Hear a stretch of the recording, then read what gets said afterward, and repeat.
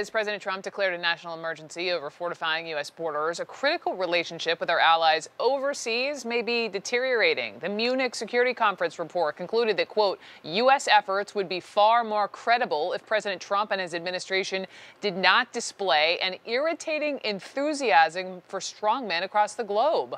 And, quote, the disdain for the international institutions and agreements has repeatedly pitted the U.S. against its major allies in recent years. So, this growing rift between the U.S. and allies on display several times during the conference as Vice President Mike Pence was standing up there, of course, representing the Trump administration. And I want to play this clip and pay special attention to the notable silence when Pence drops the president's name. And I especially want to invite all of you to thank Senator Lindsey Graham for leading this delegation.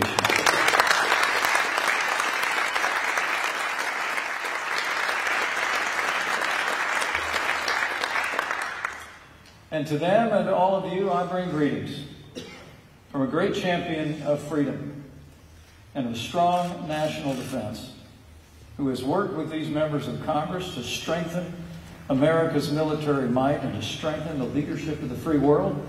I bring greetings from the 45th President of the United States of America, President Donald Trump.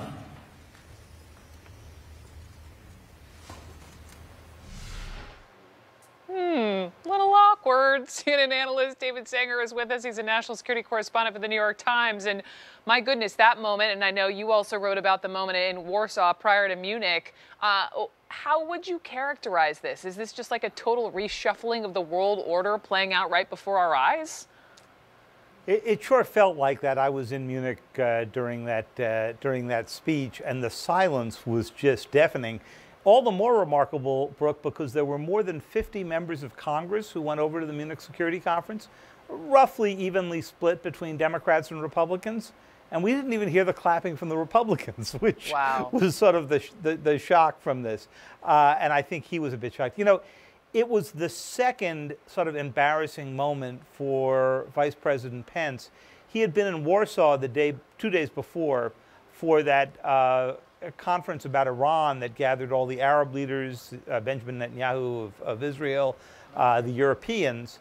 And in the middle of his speech to this assembled group, he managed somehow or another to slip in a paragraph attacking the British, French, and Germans for not renouncing the Iran nuclear deal, which they've been trying to save, and turned the entire headlines of this from everybody gathering against Iran to the vice president attacks his oldest allies. So you point out what happened there in Warsaw. We pointed out the moment in Munich. There was another moment where you were there where Angela Merkel, the German chancellor, called out the Trump administration on several occasions. And so I'll play this clip and we'll watch for the reaction from Ivanka Trump, who was in the room. Apparently, the American Secretary of Trade says German cars are a threat to America's national security. We're proud of our automotive industry, and I think we can be. We're proud of our cars. They are built in the United States of America. South Carolina is one of the largest. It's actually the largest BMW plant, not in Bavaria. South Carolina is supplying China. So when these cars, because they're built in South Carolina, are not becoming less threatening, rather than the ones that are built in Bavaria, are supposed to be a threat to the national security of America, it's a bit of a shock to us. So she's calling out the Trump administration. What is the danger? I mean, you even going back to the shade that the vice president, tried throwing on several of our good European friends. What is, long game this for me, what is the danger with all of this? Sure. So, Brooke, first of all, this was Chancellor Merkel sort of unleashed. She's now, it's pretty clear that she's going to be out of office in 2 years, at which point she will have served 15 or 16 years in office. I have never seen her as fiery as she was in that discussion at the Munich Security Conference. Oh, wow. And, she handed it right back to them on cars, which, as she said, they're making in South Carolina. And she was immediately followed by Pence. So what's the big difference here? So I've been going to this for a few years, more years than I'd like to admit, Brooke. And I would say 2 years ago, the view was, well, President Trump has come in, but it won't be as bad as it sounded on the campaign. Last year, H.R. McMaster was there in his last days, and General Mattis, or Defense Secretary Mattis, in his last days as Defense Secretary, and they sort of let out a fairly normal, we want to build up with the allies, we want to work with the allies set of speeches that led people to say, well, don't worry, the adults in the room will take care of this. This year, they basically said, we're finished with this. We're just going to wait out the next 2 years. But there was no effort to try to sort of make amends with the Trump administration. But as someone who has seen the arc of through the years and covering this, how worrisome, how dangerous is the direction in which we're all going? It's dangerous because we've forgotten who our closest allies coming out of World War II were. And it was notable that Mike Pompeo, Secretary of State Pompeo, ended up holding that Iran conference in Warsaw, a new member of NATO, an increasingly authoritarian democracy, if that doesn't sound too jarring, and one that is not invested in the Iran deal. He could not have held that conference in London, in Paris, or in Berlin. And that really begins to tell you that you're seeing a sharp split. Now, the question is, could things go back to normal, 4 years from now, 2 years from now, 6 years from now, whatever, Yeah. maybe.